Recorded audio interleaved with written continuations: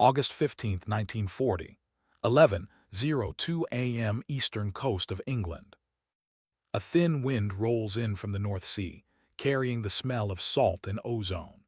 On a lonely stretch of coastline near Ventnor, a cluster of steel towers hums softly, almost apologetically, as if unsure it belongs here. The men inside the concrete bunker below sip lukewarm tea and stare at a glowing green screen that most senior officers still don't trust. Then a line appears. Not a plane, not a shape. Just a pulse. Plot building, a young radar operator says quietly, fingers tightening on the edge of the console. Outside, the towers stand rigid against the sky, skeletal and exposed. Chain home, they call it. Britain's strangest gamble, a sprawling, fragile-looking network of radio masts that many decorated air officers once mocked as an expensive toy. Useless in bad weather, easy to destroy, completely unfit, they said, for a modern war. The pulse grows brighter. Inside the bunker, the room changes. Chairs scrape, teacups are abandoned, someone reaches for the phone. Because that pulse isn't weather. It's the Luftwaffe. You can almost feel the moment before panic sets in, that breath held between doubt and certainty. The radar operators don't cheer, they don't shout. They've been trained not to. Instead, they do something far more dangerous. They trust the machine. Minutes later, dozens of miles inland, the phone rings inside Bentley Priory, headquarters of RAF Fighter Command. The voice on the other end is calm, precise, unmistakably urgent.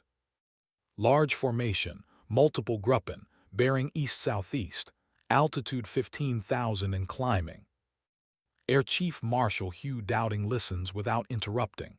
Thin, severe, 68 years old and stubborn in a way that has already made him enemies. He doesn't glance out the window. He doesn't ask for confirmation. He simply nods. Dowding has been waiting for this moment for years. Because long before this morning, long before the radar screen flickered to life, men like Dowding were laughed at. In the late 1930s, the Royal Air Force was still ruled by dogma forged in the last war. Bombers would always get through. Fighters were reactive. Victory would be decided by mass, courage, and luck. The idea that a radio signal bouncing off aircraft could dictate the flow of battle sounded un-British, unromantic, almost cowardly. At staff meetings, senior officers scoffed openly. Radar stations were too visible, too static. One good strike and the system would collapse. And even if it worked, what then? Fighters would still need to scramble blindly into the sky, burning fuel, chasing shadows. Dowding said nothing. He didn't argue with tradition. He built around it. While others chased prestige projects, Dowding quietly assembled something radical. A system. Not just radar towers, but filter rooms, plotting tables, sector controllers, and squadrons trained to launch only when needed. Every movement timed, every aircraft precious. It was not glorious, it was efficient. And efficiency, in the RAF of the 1930s, was almost a dirty word.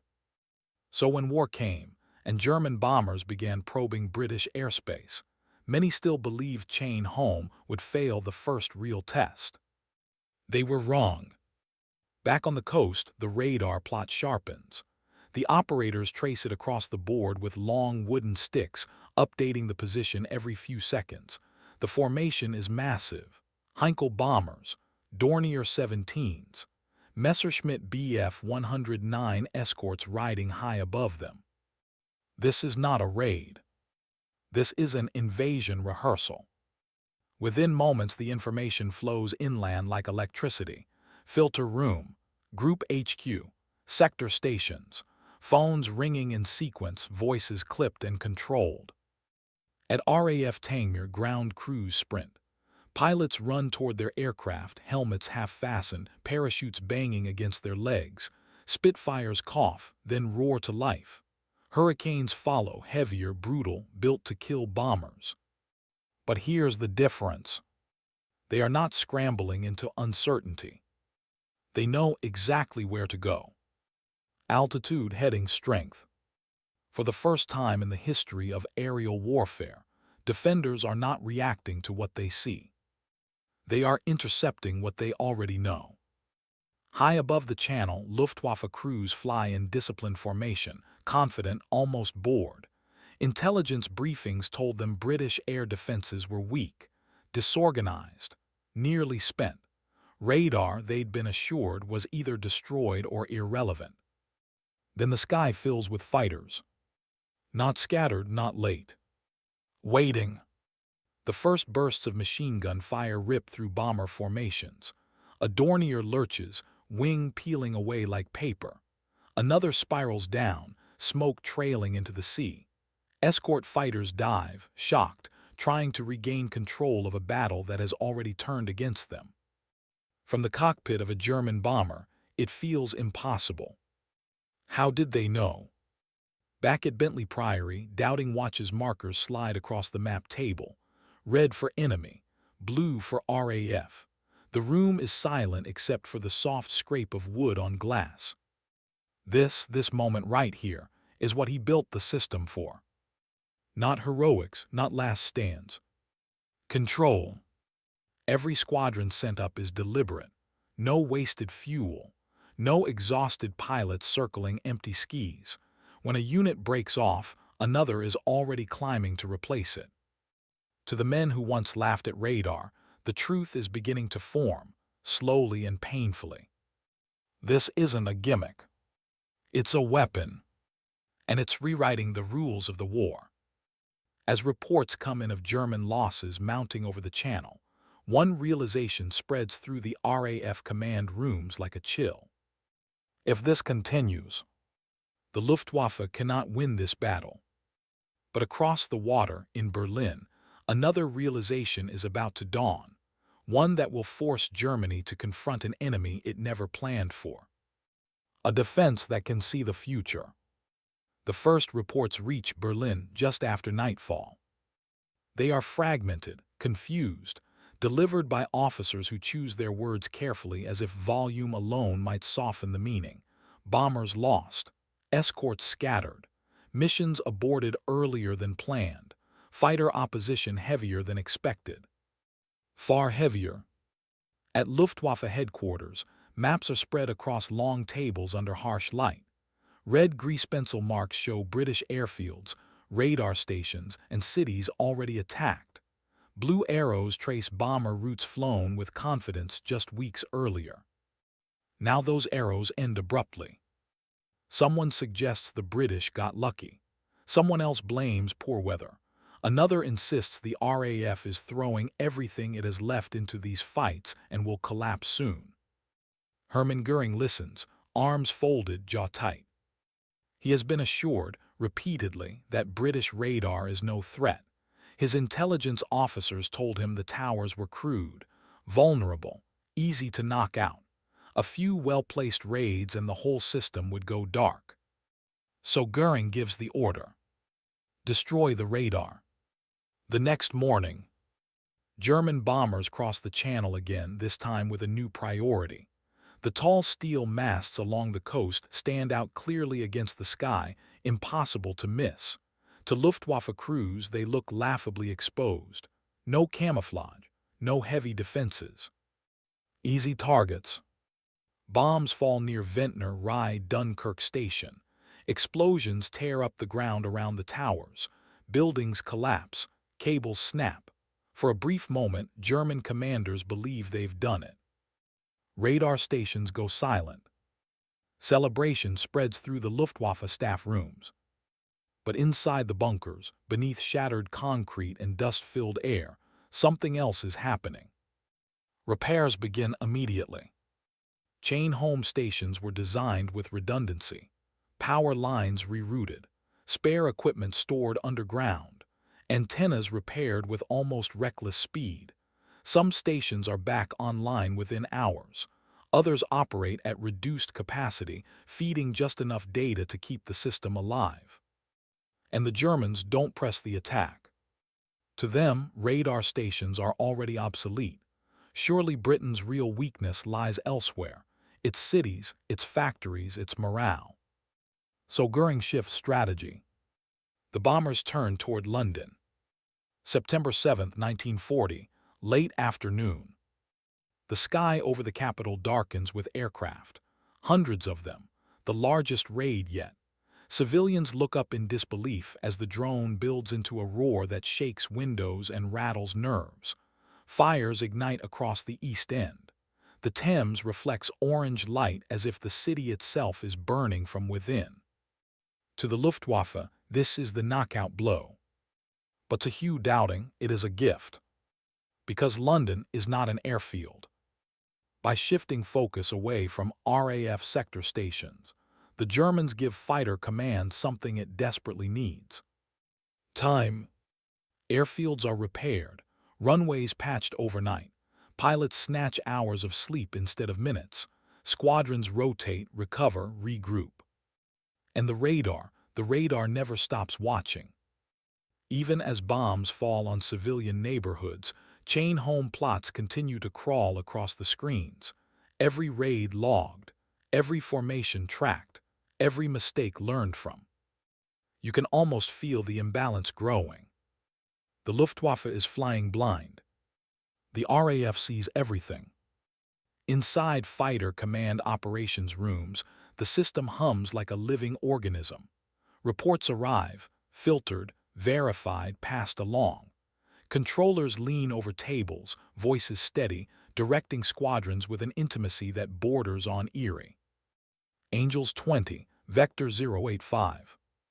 Pilots respond instantly, no wasted words, no hesitation.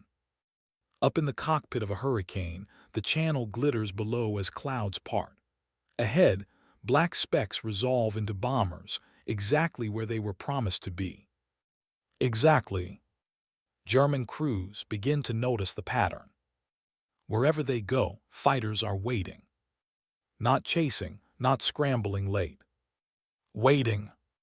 Morale starts to crack. Escorts burn fuel trying to draw RAF fighters into dogfights, but the British refuse to be baited. They rise, strike, disengage. Again and again, precision over bravado. Losses climb. Bombers limp back with shredded fuselages. Some don't come back at all. And still, every morning, the radar towers stand. Bent, scarred, alive. By mid-September, the truth becomes impossible to ignore. The Luftwaffe is losing aircraft faster than it can replace them. Pilots are exhausted. Veteran crews are gone, replaced by men with fewer hours, less confidence.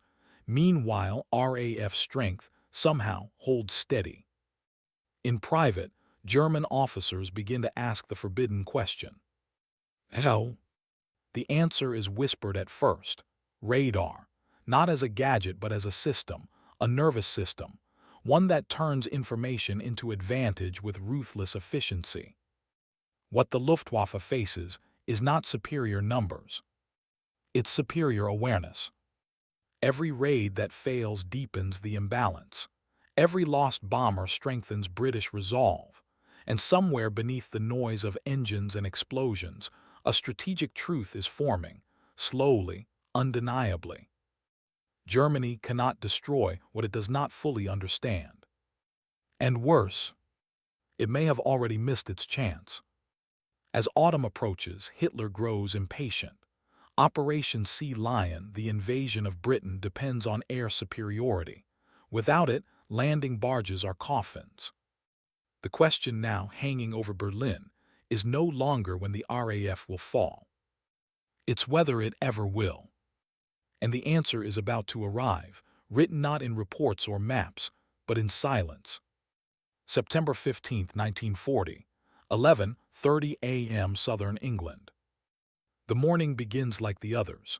Gray sky, low cloud, the uneasy calm that settles in just before engines appear on the horizon. Radar stations along the coast are already alive, their operators leaning forward, eyes locked on the screens. Then it comes. Multiple plots, massive formations, wave after wave. This is no probe, no feint. This is the Luftwaffe's final attempt to break Fighter Command in one decisive blow. Inside the filter room, voices sharpen, markers slide faster now. The table fills with red. Someone counts under their breath. Hundreds of aircraft, bombers stacked in layers, fighters riding high, ready to pounce. At Bentley Priory, Dowding stands motionless, hands clasped behind his back. He doesn't need encouragement. He doesn't need reassurance. He's already seen this battle. The system tells him everything he needs to know. Commit reserves, he says quietly. Across southern England, airfields erupt into motion. Spitfires lift into the gray, climbing hard. Hurricanes follow, heavier, relentless. Controllers guide them upward, threading squadrons through cloud and sun with practiced precision. Not all at once. Exactly when needed. Up above, German crews see them forming, dozens, then hundreds of RAF fighters assembling in the sky like a closing fist. Radios crackle with disbelief. They're everywhere. The first clash is brutal. Head-on attacks, cannons flashing. A Heinkel shudders as shells tear through its cockpit. A Messerschmitt dives, only to find a Spitfire already waiting below. This is not chaos. It is choreography. Over London, bombs fall, but fewer find their targets. Formations break apart under constant pressure. Escorts are dragged into spiraling dogfights they cannot control. Every time the Luftwaffe regroups, another RAF squadron arrives, fresh, fueled, guided straight to the kill. From the ground, civilians watch the sky tear itself apart.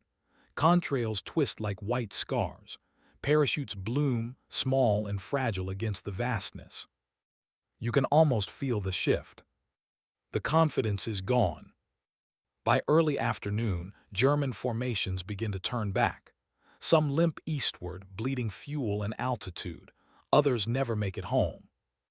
Inside Fighter Command, phones ring nonstop. Losses reported. Victories confirmed. Dowding listens, eyes fixed on the map as red markers retreat. Then something unexpected happens. The radar screens begin to clear. One by one, the plots fade.